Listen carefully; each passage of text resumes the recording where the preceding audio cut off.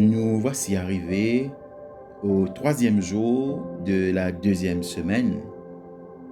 Et aujourd'hui, nous allons voir le psaume 38.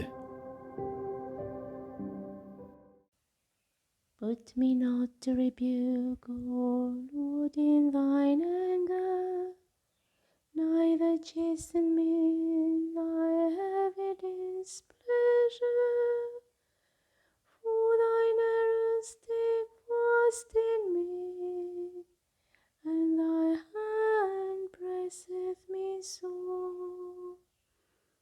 There is no health in my flesh, because of thy displeasure. Neither is there any rest in my bones, by reason of my sin. For my wickednesses are gone over my head, and are like a sore burden too heavy for me to bear. My wounds stink and are good through my foolishness. I am brought into so great trouble and misery, that I go mourning all the day long.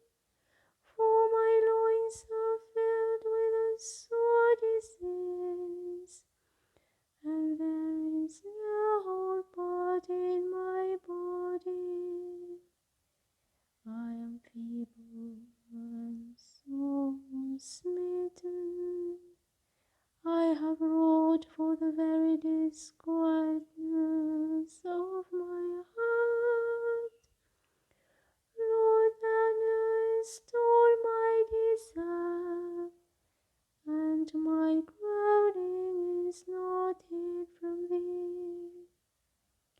My heart panteth, my strength hath failed me, and the sight of mine eyes is gone from me. My lovers and my neighbors did stand looking upon my trouble, and my kinsmen stood afar off. They also that sought after my life laid snares for me, and they that went about to do me evil talked of wickedness, and imagined deceit all the day long. As for me, I was like a deaf man and heard not, and as one that is dumb, who doth not open his mouth.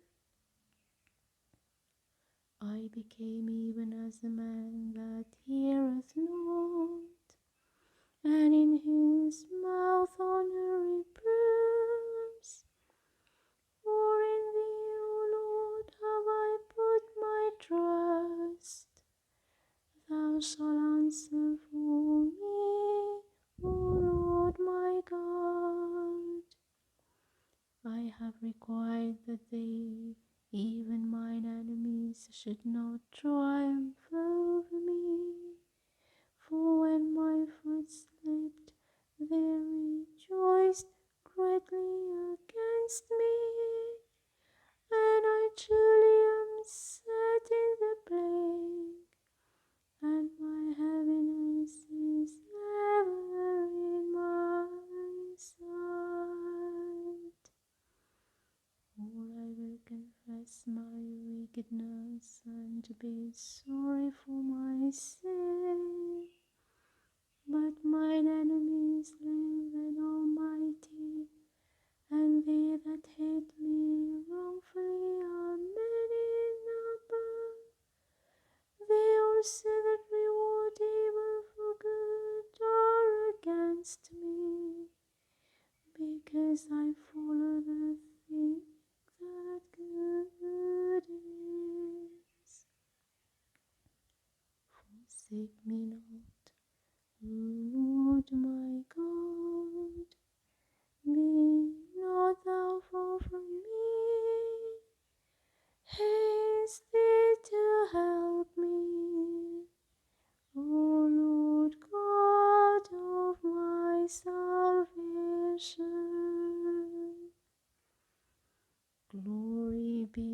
to the Father, and to the Son, and to the Holy Ghost, as it was in the beginning, is now, and ever shall be, world without end.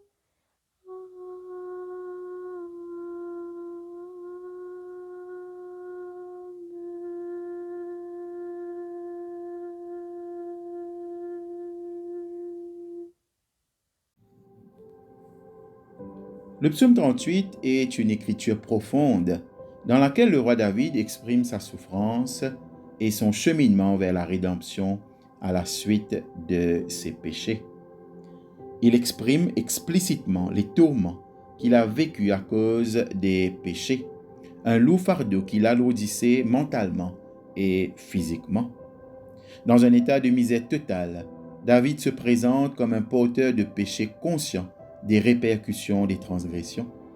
Il décrit ses afflictions avec un langage métaphorique, soulignant l'impact de ses actions négatives sur sa vie. David reconnaît également que sa souffrance n'est pas une simple coïncidence, mais découle directement du châtiment de Dieu. Les paroles écrites par David expriment magnifiquement le fardeau qu'il porte à cause de ses péchés. Il se sent abandonné et poursuivi, attaqué de toutes parts par ses amis comme par ses ennemis. La misère provoquée par la maladie aggrave encore son angoisse. Ce qui distingue ce psaume est la façon dont il met en valeur la discipline aimante de Dieu au milieu de la souffrance de David. Malgré la nature importante de ces vérités, il y a de l'espoir dans ce psaume pour ceux qui ont erré dans leur voie. Grâce à un repentir sincère, comme celui exprimé par David, la rédemption devient possible, même après que de graves péchés ont été commis.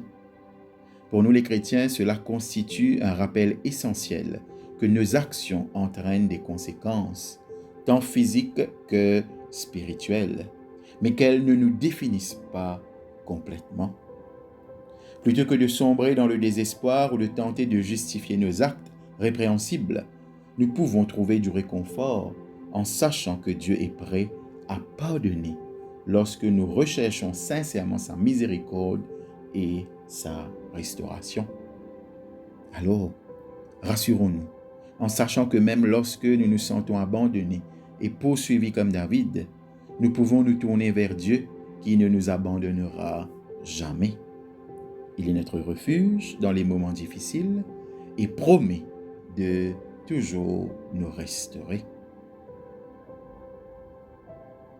Prions.